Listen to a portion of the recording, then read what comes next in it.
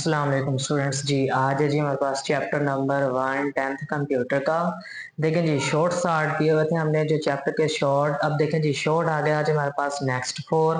What is syntax and syntax error. देखें जी syntax और सिंटेक्स एरर के बारे में बताना है आपने।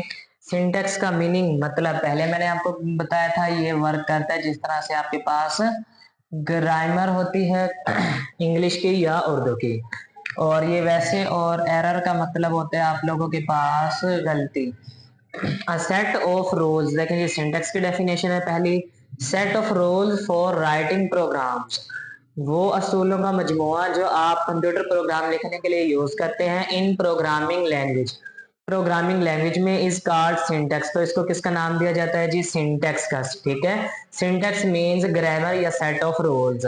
All program statements must be written according to this syntax. कहते हैं जितने भी आप स्टेटमेंट्स लिखते हैं प्रोग्राम में, स्टेटमेंट्स का मतलब होता है आपके पास हिदायत। ठीक है, जो भी हिदायत लिखेंगे आप वो सिंटेक्स के मुताबिक होनी चाहिए। दिस सिंटेक्स यानी कि सेट ऑफ रूल्स के। Syntax work the grammar of language. ये अब देखें मैंने पहले भी आपको मतलब बता दिया था कि ये वर्क करता है ग्रामर की तरह। तो अब देखें उसने डेफिनेशन में भी लिखा the syntax works the grammar of the language. ये किस तरह से वर्क करता है? जिस तरह से आपके पास ग्रामर काम कर रही होती है। ठीक है, ये हो गई आपके पास सिंटेक्स की डेफिनेशन।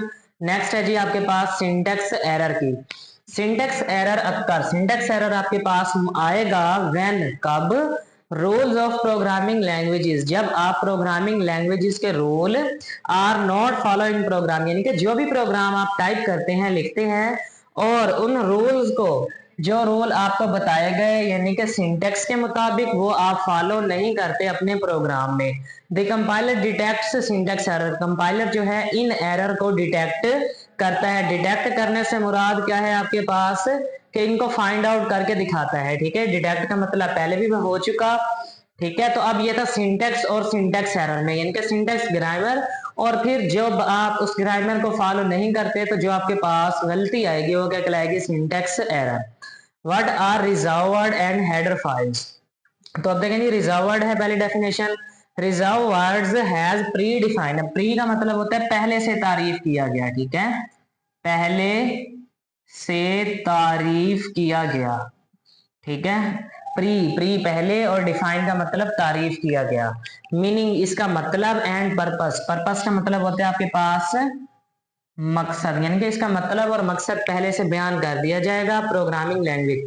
क्योंकि जो भी प्रोग्रामिंग लैंग्वेज का कीवर्ड या रिजर्वर्ड होगा, अच्छा इसका दूसरा नाम होता है आपके पास, आप इसको कीवर्ड भी लिखते हैं। ठीक है, ये डेफिनेशन कीवर्ड या रिजर्वर्ड दोनों के नाम से आ सकती है। The meaning and purpose. अब जो मतलब और मकसद है defined by the developer of language. Developer किसे बोलते हैं? बनाने वाले को। ठीक है, यानी कि जो लैंग्वेज का बनाने वाला है, इसका मतलब और मकसद लैंग्वेज बनाने वाला बता देता है। C language contain 32 reserve word.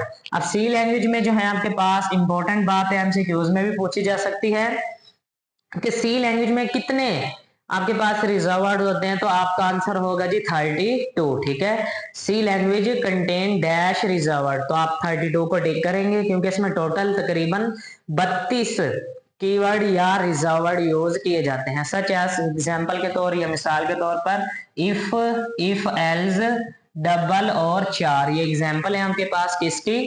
Keyword या रिजर्व वर्ड्स की। ठीक है, और उसके बाद चौथी डेफिनेशन थी जी हमारे पास इंपॉर्टेंट है, क्योंकि ये इस वजह से ज्यादा इंपॉर्टेंट है क्योंकि आपका जो बेसिक प्रोग्राम स्टार्ट होना है उसकी पहली लाइन भी आपकी हेडर फाइल के नाम से ही जानी जाती है। Header files are the collection of library function. अब उसने कहा जी जो हेडर फाइल है आपके पास वो कलेक्शन, कलेक्शन का मतलब मजमूआ होती है, लाइब्रेरी फंक्शन। लाइब्रेरी फंक्शन यानी कि अब देखें ना, लाइब्रेरी, लाइब्रेरी ऐसी होती है जिसमें आपके पास तमाम बुक्स होती हैं।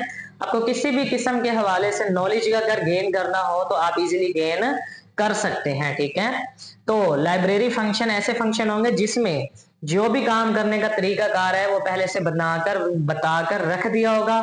जस्ट यूजर नाम लिखेगा हेडर फाइल का, प्री प्रोसेसर डायरेक्टिव का। ठीक है, तो और उसे यूज कर लेगा। Many header files include in one program. फिर वो कहते हैं कि आप एक से ज्यादा इंक्लूड का मतलब होता है शामिल। या जब हम बेसिक स्ट्रक्चर पढ़ेंगे पूरा प्रोग्राम का तो उसमें आपको समझ आ जाएगी। Files include in one program, जो हेडर फाइल्स हैं वो आप एक से ज्यादा इंक्लूड करवा सकते हैं। Different header file available in C language, C language में आपके इस्तेमाल के लिए बहुत सी हेडर फाइल्स अवेलेबल हैं। तो देखिए अभी बात हुई जिस तरह से सिंटेक्स की, कि आपने हर चीज का क्या फॉलो करना है, सिंटेक्स यानी कि सेट ऑफ रूल्स। अब सेट ऑफ रूल्स फॉलो करते हैं आप, तो हमने किसको फॉलो करना है जी, सिंटेक्स को। सिंटेक्स अब किसका है आपके पास, सिंटेक्स आपके पास है हेडर फाइल्स का। अब देखिए सबसे पहले लिखते हैं आप हैश इंक्लूड एंगल ब्रैकेट और हेडर फाइल का नाम लिख देंगे, एंगल ब्रैकेट बंद कर देंगे, ठीक है।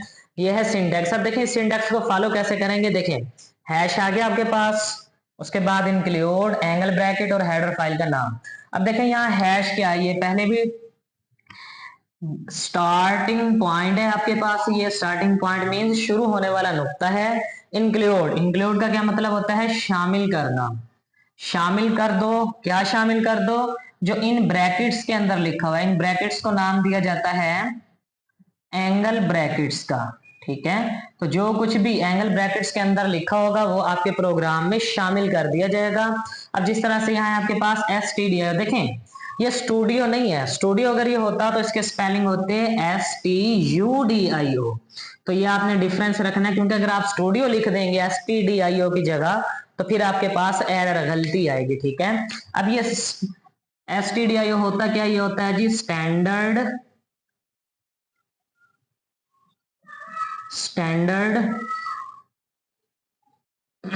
ठीक है। ये तीन वर्ड पहले स्टैंडर्ड, और जो आई है और ओ है ये होता है आपके पास इनपुट और आउटपुट के लिए यूज, ठीक है।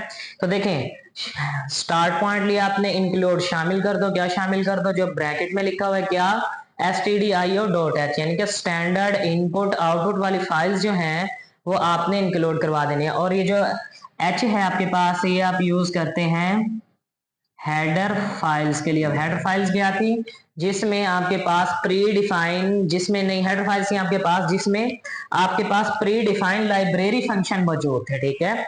इनके डिफरेंट काम करने का तरीकाकार आपको एक्सप्लेन करके बताया गया था, ठीक है। तो ओके स्टूडेंट्स, आज का जो टॉपिक थे हमारे वो कंप्लीट हुए, तो बाकी मिलते हैं नेक्स्ट पार्ट में। ओके, अल्लाह हाफिज।